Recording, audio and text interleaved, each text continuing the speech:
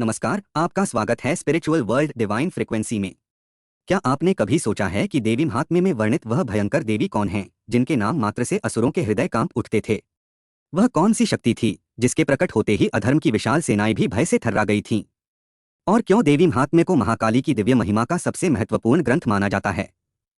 आज के इस रहस्यमय और दिव्य प्रसंग में हम जानेंगे देवी महात्म्य में महाकाली के उस अद्भुत स्वरूप को, जिसने केवल असुरों का ही नहीं बल्कि स्वयं अज्ञान, अहंकार और अधर्म का भी विनाश किया।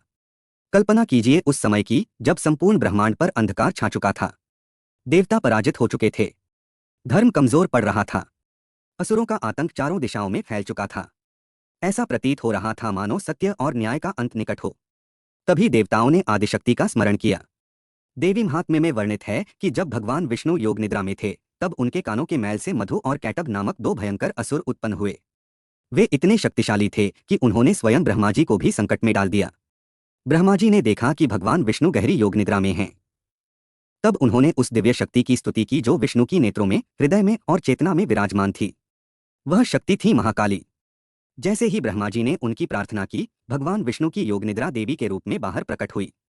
उनका स्वरूप अत्यंत रहस्यमय और विराट था। वह केवल एक देवी नहीं थीं। वह स्वयं काल की अधिष्ठात्री थीं। वह सृष्टि से पूर्व की शक्ति थीं। जैसे ही देवी प्रकट हुई, भगवान विष्णु जागृत हुए और मधुकैटभ के साथ भीषण युद्ध प्रारंभ हुआ। यह युद्ध केवल दो असुरों और भगवान विष्णु के बीच नहीं था। यह धर्म और अधर्म के बीच का संघर्ष था। यह सत्य और अहंकार की टक्कर थी। अंततः देवी की कृपा से विष्णु ने दोनों असुरों का संहार कर दिया। लेकिन यह तो केवल आरंभ था। देवी महात्म्य में आगे चलकर महिषासुर का आतंक बढ़ा। उसने स्वर्ग पर अधिकार कर लिया। देवताओं को अपमानित कर दिया। इंद्र सहित सभी देवता भटकने लगे। तब समस्त देवताओं के तेज से एक दिव्य देवी प्रकट हुई। यह देवी थी दुर्गा। लेकिन जब युद्ध अपने चरम पर पहुंचा और असुरों का अहंकार सीमा पार करने लगा, तब उसी परम शक्ति के भीतर से अनेक उग्र रूप प्रकट हुए। इनमें सबसे भयावह और अद्भुत स्वरूप था महाकाली का। देवी महात्म्य के उत्तर भाग में जब शुंभ और निशुंभ के सेनापति चंड और मुंड युद्धभूमि में उतरे, तब देवी के मुखमंडल पर क्रोध की अग्नि प्रज्वलित हो उठी। उनके ललाट से अचानक एक भयंकर शक्ति प्रकट हुई। उनका वर्ण घोर अंधकार के समान था। उनके खुले केश आकाश में लहरा रहे थे। उनकी आंखें अग्नि के समान चमक रही थीं। उनके गले में नरमुंडों की माला थी। उनकी लंबी जिह्वा बाहर निकली हुई थी। उनकी गर्जना से दिशाएं कांप उठीं। यही थी महाकाली। जैसे ही वह युद्धभूमि में उतरी, असुर सेना में भय फैल गया। लेकिन चंड और मुंड अपने बल पर गर्व कर रहे थे। उन्होंने देवी पर आक्रमण कर दिया।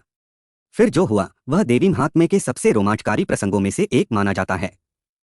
महाकाली वज्र की गति से आगे बढ़ी। उन्होंने असुरों की सेनाओं को तिनकों की तरह बिखेर दिया। उनकी गर्जना से पर्वत कांप उठे। युद्धभूमि में चारों ओर भगदड़ मच गई। अंततः उन्होंने चंड और मुंड का वध कर दिया और उनके सिर देवी के समक्ष प्रस्तुत किए। तब देवी ने प्रसन्न होकर कहा, तुमने चंड और मुंड का वध किया है, इसलिए आज से तुम चामुंडा कहलाओगी। लेकिन अधर्म का अंत अभी नहीं हुआ था। इसके बाद आया रक्तबीज। रक्तबीज कोई साधारण असुर नहीं था। उसे ऐसा वरदान प्राप्त था कि उसके रक्त की प्रत्येक बूंद से एक नया असुर उत्पन्न हो जाता था। देवताओं की सेनाएं निराश होने लगीं। जितना अधिक युद्ध होता, उतने अधिक असुर पैदा हो जाते। तब महाकाली ने अपना विकराल रूप धारण किया। उन्होंने अपनी विशाल जिह्वा फैला दी। जब देवी ने रक्तबीज पर प्रहार किया, तब उसके रक्त की एक भी बूंद भूमि पर नहीं गिरने दी। वह उसके रक्त को स्वयं पीती चली गई। रक्तबीज की शक्ति समाप्त होने लगी। उसका अहंकार टूटने लगा और अंततः महाकाली ने उसका संपूर्ण विनाश कर दिया। युद्धभूमि में विजय की गर्जना गूंज उठी। देवताओं ने राहत की सांस ली। लेकिन देवी महात्म्य हमें केवल युद्ध की कथा नहीं सुनाता। यह हमें महाकाली का वास्तविक स्वरूप भी समझाता है। महाकाली केवल असुरों का वध करने वाली देवी नहीं है। वह समय की स्वामिनी है। वह मृत्यु से भी परे हैं। वह जन्म और मृत्यु के चक्र को नियंत्रित करती हैं। उनका काला स्वरूप अनंत ब्रह्मांड का प्रतीक है। उनकी नरमुंड माला अहंकार के विनाश का प्रतीक है। उनका खड्ग अज्ञान को काटने वाली दिव्य शक्ति का प्रतीक है। और उनका भयंकर स्वरूप यह संदेश देता है कि जब अधर्म अपनी सीमा पार कर देता है, तब दिव्य न्याय अवश्य प्रकट होता है।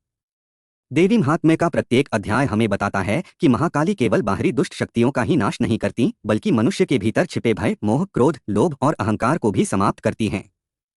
जब भक्त पूर्ण श्रद्धा से उनका स्मरण करता है, तब वही उग्र महाकाली उसके लिए करुणामयी माता बन जाती हैं। जो दुष्टों के लिए काल हैं, वही भक्तों के लिए रक्षा कवच हैं।